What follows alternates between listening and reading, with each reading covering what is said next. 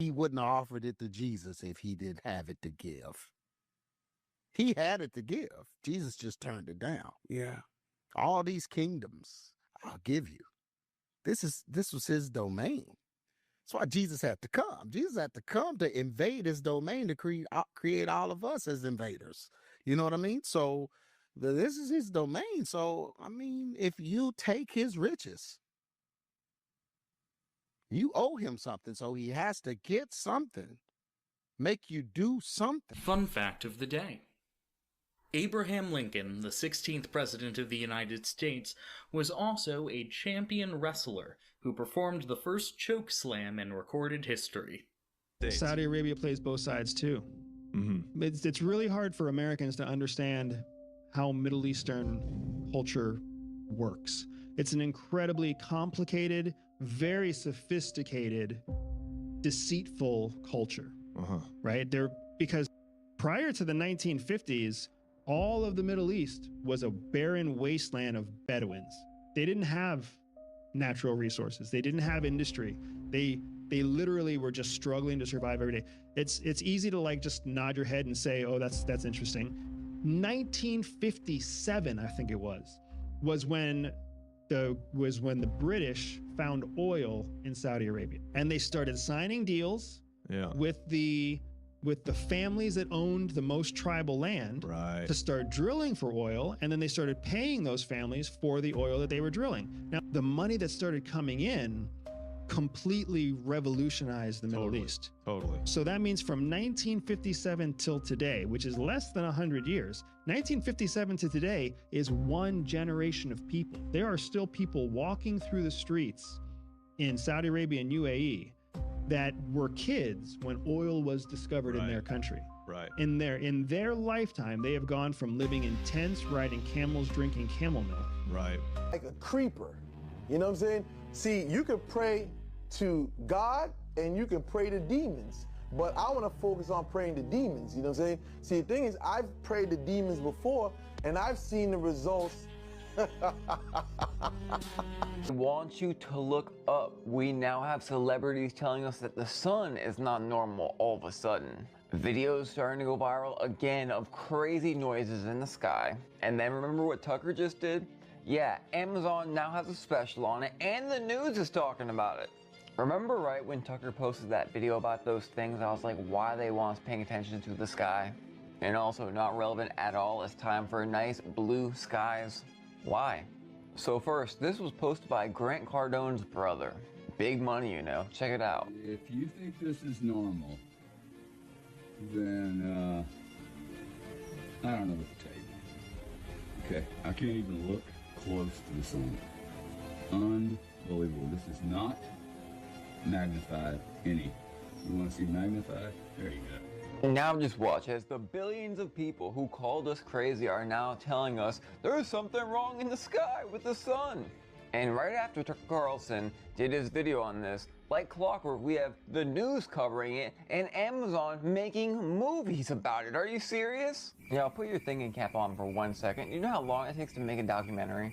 Of course, completely unrelated from Tucker. I mean, wow, the coincidence on how they both did that at the same exact time, right? I truly wonder what they want us paying attention to in the sky. By the way, completely irrelevant, we have this Dr. Abby coming out constantly on the news saying that this thing is absolutely an alien spaceship through Atlas. Members of Congress saying the same thing, and now the terrified Florida residents because the crazy banging in the sky. So we all just got woken up to some disturbing sound all through the whole area. I just called 911 and they said they've gotten like over 50 calls about it.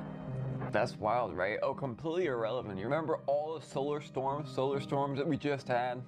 It's crazy how so many people will not believe something until the news says it. There are case studies and reports of people with dissociative identity disorder, multiple personalities inside of a person, where one of them has a medically diagnosable condition and the other one does not. Are you me? No. One of them could be cortically blind, or one could have color blindness. One of them could have some kind of a diabetic condition. There were several conditions where these other personalities would have allergies even. Just upon reading this, I'm thinking, could I make someone with severe depression have an alter ego that doesn't have the depression? And we know that neurons that fire together wire together. So over the course of 6 months, if they keep doing this, can they kind of like rewire their brain? Germany have captured something incredible on camera for the first time ever. They recorded wild rats snatching bats straight out of the air in total darkness, an unbelievable hunting behavior no one had documented before. Since rats have poor eyesight, they rely on their highly sensitive whiskers to detect subtle changes in air pressure and movement, even the faint air currents from a bat's wings. Researchers believe this eerie adaptation is what allows them to hunt in complete darkness, and the finding may also help explain why bat-borne illnesses like coronaviruses are spilling over into rodent populations. Deep in the Guyanese rainforest, Kayatur Falls is nearly 4 times taller than Niagara. Its remote location means few people ever get to see it, and the surrounding cliffs host rare species found nowhere else on Earth. Beautiful, ain't it? NASA's New Horizons spacecraft captured this amazing footage of Pluto during its flyby in 2015, revealing frozen plains, towering ice mountains, and an unexpectedly active surface. The footage offered the first close-up look at Pluto in human history, and completely changed our understanding of the distant dwarf planet. The metaphor, a person's heart on a scale being weighed against a feather.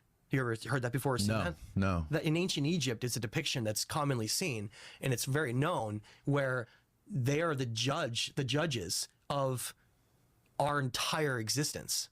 That every single thing you're doing is being judged. And that the way that you can unlock higher places is because those things are allowed to happen.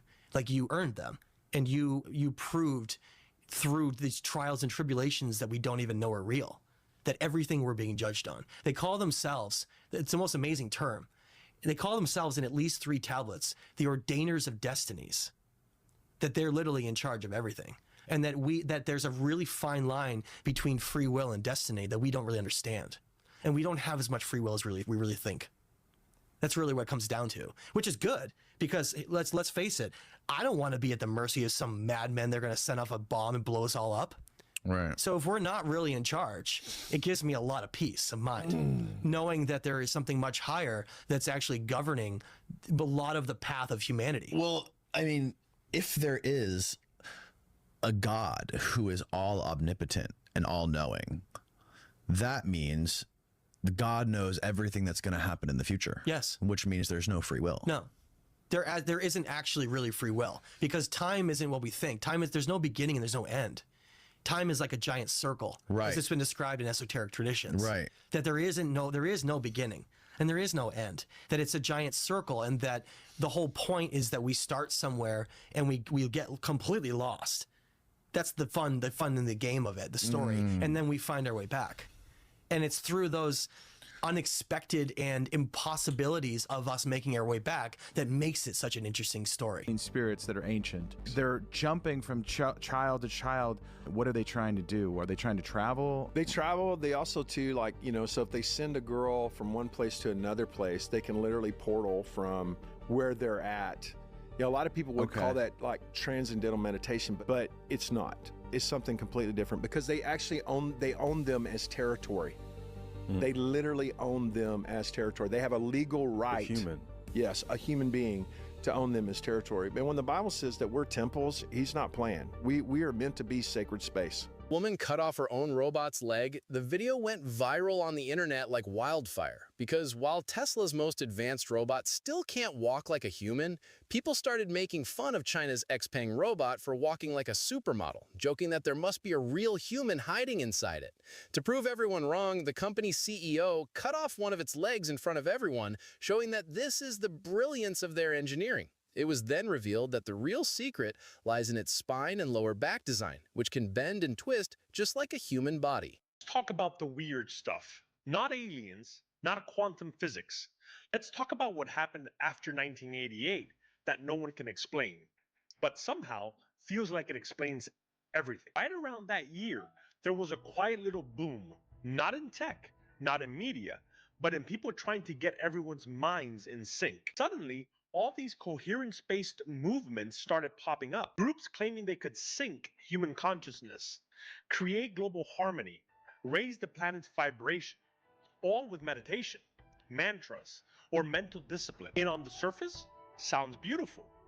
But the deeper you dig, the more this starts to feel like a rollout, not a movement. Like someone or something was running an update on the software of human consciousness. Let's go there. The Global Consciousness Project out of Princeton pops up in the late 80s and early 90s, claiming random number generators around the world were reacting to global emotional events. Like reality itself was syncing with collective thought. Meanwhile, the Maharishi effect, named after the guy who taught the Beatles transcendental meditation, was being pushed in cities and schools, claiming that large groups meditating together could reduce crime, lower aggression, and even influence physical systems. It was getting funding.